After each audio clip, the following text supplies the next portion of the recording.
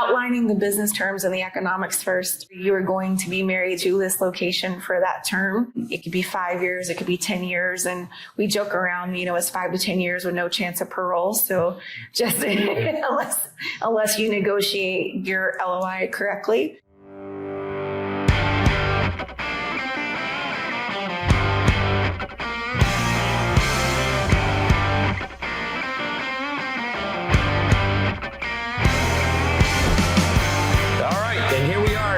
Episode of Chicago Sam's Franchise GPS, and today we're going to talk real estate. And I am here with my good friend Brandy, who I've known for several years and has done some amazing real estate opportunities with us at Big Chicken.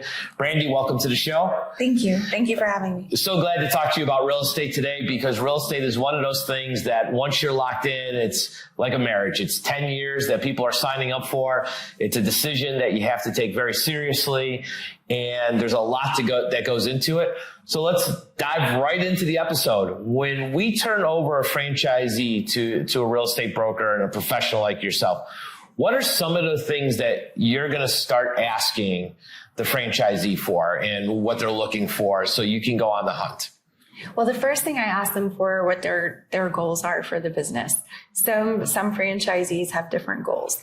Some, it's more speed to market. They want to develop out a territory and then sell towards the end.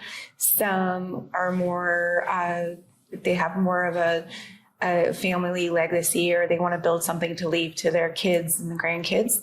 So it just depends on what the end goal is. That's the first thing I talk about. Then we get into market strategy. What's your territory look like? What are some data points of the brand? What does your customer profile look like? What does your demographic look like? Traffic count requirements, and then the physical characteristics, obviously, of the location, square footage, size, typical location. Some locations look very good on paper, but the physicality of the location may not work for a restaurant. So all of those things we take into account. And then we build out a market plan and a market study. And using a lot of our technology tools that we've invested in, we come up with, you can do this many locations in this market based on those data points that the brand has given us. So it's no longer just get a bunch of flyers from brokers, tenant reps. No. It's now including AI. Yes. Okay. Yeah. And you're putting a full package together and looking at studies and then presenting realistic options for what the market can hold. Yeah. Before, it would be getting in the car, aggregating those flyers together, those physical flyers. Now we take the actual data, build the market out first, then we go look for the real estate. It's much better that way because now we know what to hunt for. Well, with gas prices the way they are, I'm sure it's great not having to be in the car for 12 hours just driving around, right? It limits that. Well, and then a lot of VPs of real estate and a lot of franchisees, they may or may not live in the market that they're developing in. So for us to be able to present the data in the market virtually is very important. So you're able to do that then? Yes. You're able to get the 3 dimensions, show it virtually to a VP out of state and the franchisee all at the same time and present it one time versus multiple times. Yes. Where it used to be multiple iterations of meetings, flights, site tours, multiple site tours. Now we only have to do maybe 1, maybe 2 site tours, and then all the packages are delivered appropriately, and everyone can make a better decision. What are in specifically fast casual? What are some good characteristics that you like to look for when you're hunting fast casual sites? I would say the first one would be the co-tenancy in the area. Traffic has changed a little bit in terms of the fast casual world. People are stopping by what we consider more daily need center, anything that's close to something that's grocer anchored. Anything that's on their traffic pattern to and from work. We're seeing kind of a shift in that. And it used to be, me and the family are going to go out and this is where we're going. Now the decision is based more on, is it in my neighborhood? Is it in my day-to-day commute? Wow. So that's it. So the whole work from home, COVID has changed the patterns. Yes. Yeah. The pattern is are you in the neighborhood? Are you close? Can I get from pickup line to home, that type of thing. Are to-go spots still as important in a fast casual environment as they once were? Ghost locations, we're kind of seeing a little bit of restaurateurs are more collaborating on that and doing some co-branding. I don't think they're as important. I think it's becoming a little bit confusing. So most clientele or most customers will tell you the physical brick and mortar location is still seeing the brand. Okay. They want to see the brand there. They want to see it being represented. It almost becomes more of the brick and mortar spot almost becomes more of your marketing tool. And what about when you're looking for parking? What about actual to-go placement parking spots for pickup and delivery? Are those still as important as they once were? Yes, we do. We have seen an uptick in negotiating more short-term parking or pickup and delivery parking because most people, the majority of the businesses on third-party delivery. So that's still continuing the trend, right? Yes, and it's one of those negotiation things that we have to use and work with the landlords on. What are some of the things that, as you're going to lease, right? So the first step is your LOI. Yes. Right? It's a non-binding agreement. So let's talk about that first before we talk about the lease. What are some key things to get in the LOI before you even start negotiating? Outlining the business terms and the economics first, the term of the lease. As you mentioned before, you are going to be married to this location for that term.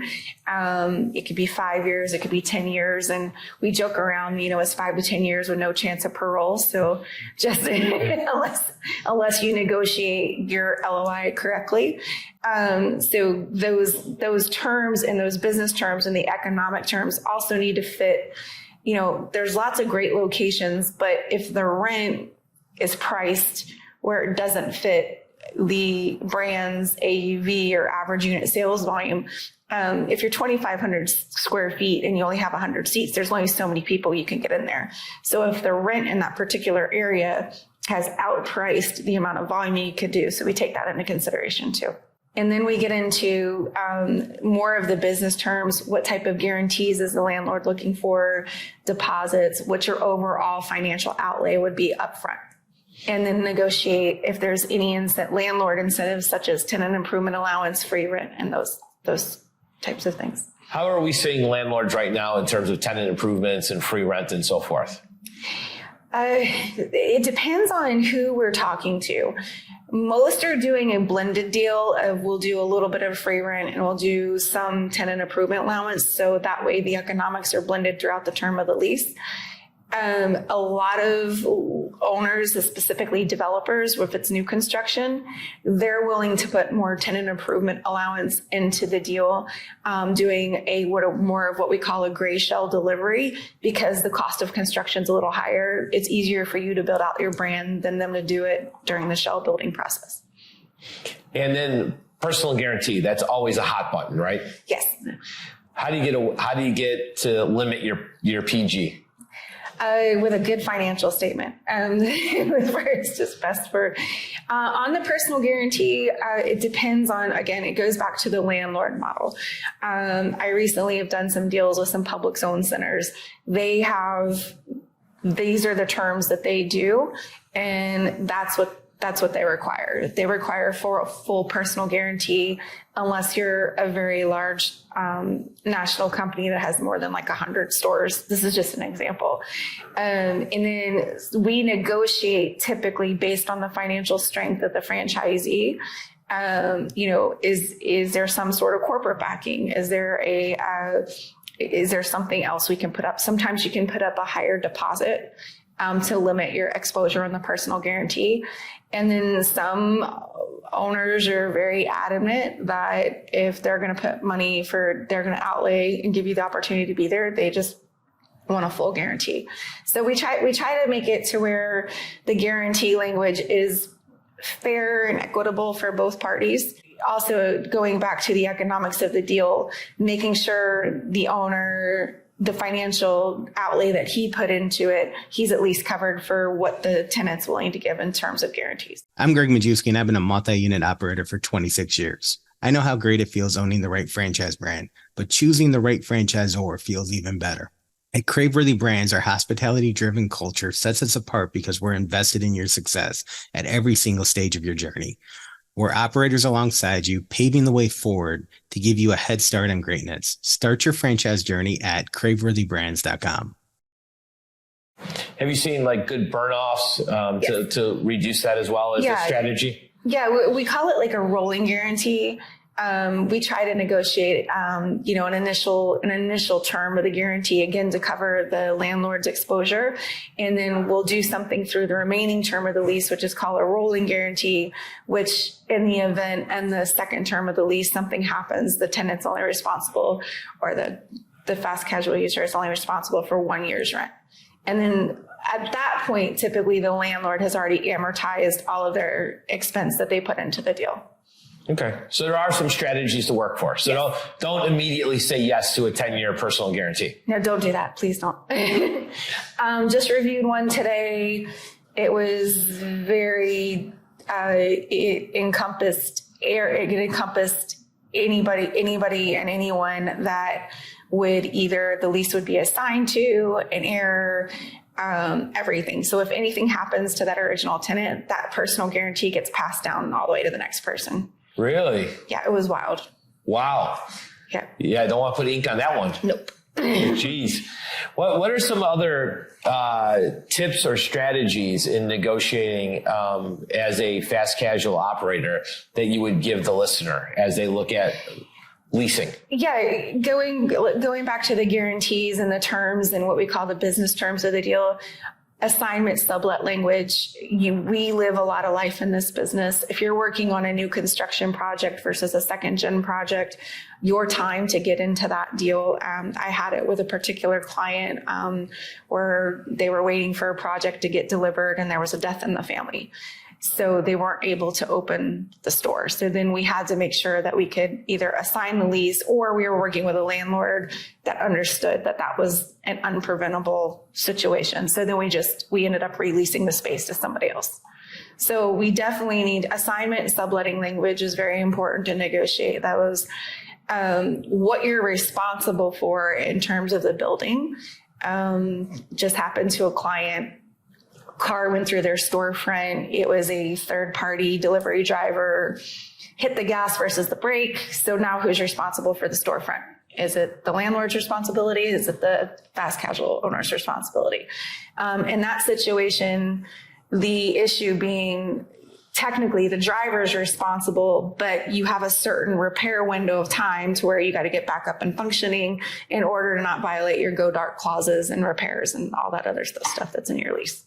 I would also say rooftops and rooftop units are in the gray space. Oh yeah. HVAC units are a big one, especially in Florida, especially anywhere where it's hot, humid, and we have to climate control because of mold and other issues. Definitely negotiating the AC language, who's responsible for what. Most tenants and most end users are responsible for the annual maintenance. But if it's in second gen space, you definitely want to negotiate, look at AC reports, because the age of the unit, we will typically ask for, all right, if it's over 5 years, the landlord will provide some sort of contribution in the future. It needs to be replaced, or if it's not in working order, when you take possession of the space, it gets replaced. All good points. What else are we thinking about? Hot water tanks? And sewer and grease traps. Grease traps, yeah. Grease traps and water leaks, all of those things. You definitely want to make sure that if it's water intrusion from outside the building, it's not the tenant's responsibility. It's the landlord has to come in and fix that. And then if for some reason, it happens all the time, especially more with bars, there could be a water leak inside. Okay, well then you're probably responsible for that. And then what else were we talking? Oh, the grease traps. Grease traps and grease trap maintenance. Most states, they have a particular requirement that it has to be maintained weekly, monthly, however the requirement works. And in most situations, if you're taking on an existing or second gen space, you want to make sure that that's clean before you take possession of that space. Yeah, you don't want to take possession and then uncover a chest full of who knows what, right? Absolutely not. And then in new construction space, a lot of landlords try to put the construction of the grease trap on the tenant. The issue with that is then you are now tearing up a brand new parking lot. So we make sure that the landlords at least have sunk the grease trap or put the connections into the premise. So you're not repaving a parking lot for a landlord. Yeah, no kidding, right? A lot of stuff to start thinking about when it comes to this, right? These things that, especially as a new franchisee, a first-time restaurateur, isn't thinking that you come across on a regular basis. These are really good tips. Any other thoughts, like as we go through this? I mean, these are some things that, hopefully as you're listening to this as a first-time or maybe a second-time operator are coming to mind as you start to negotiate. Yeah, first is let's get the data right on site selection. Okay. Second, let's outline the best business terms in the LOI that we can, and also something that your franchisor will approve. I've seen deals where franchisors get them. A franchisee wants to go into location, and you get a proposal from me, and it's $85 a foot in rent, and you're like, this brand doesn't support that. We're not doing that. So making sure your deal terms line up with the brand standard, and then also the location lines up with the brand standard. Then we get into the details of the actual business terms. And then what I call in the lease, we have to negotiate what we call the what if scenarios. There's things like wind mitigation, especially if you're in older buildings, you need to think about that. Storefront glass, a lot of things that you'd think you would not normally have to think about. I'll give you an example, a salon space, something that just happened. The landlord didn't know, the tenant didn't know, salon had been in the area 20 years, relocating. The prior tenant did not go through the correct construction process. It was a prior salon. The new tenant ended up having to correct all the permitting from the prior tenant. So those are things that are what if scenarios that get negotiated out and more of the business terms. So Brandy, you're giving us all kinds of great tips and information today. Where can our listeners, if they want to reach out and use your services, where can they find you? Feel free to send me an email at bmcadams@vendita.ai. Our website is venditacre.com, or you can also give me a call at 813-690-1390. And there you have it. From the real estate professional who's making it happen for franchisees, independent owners, all across Florida, but mostly all across this great nation. Brandy, thank you so much for joining us on today's episode of Chicago Sam Franchise GPS. We'll see you next time. Thank you.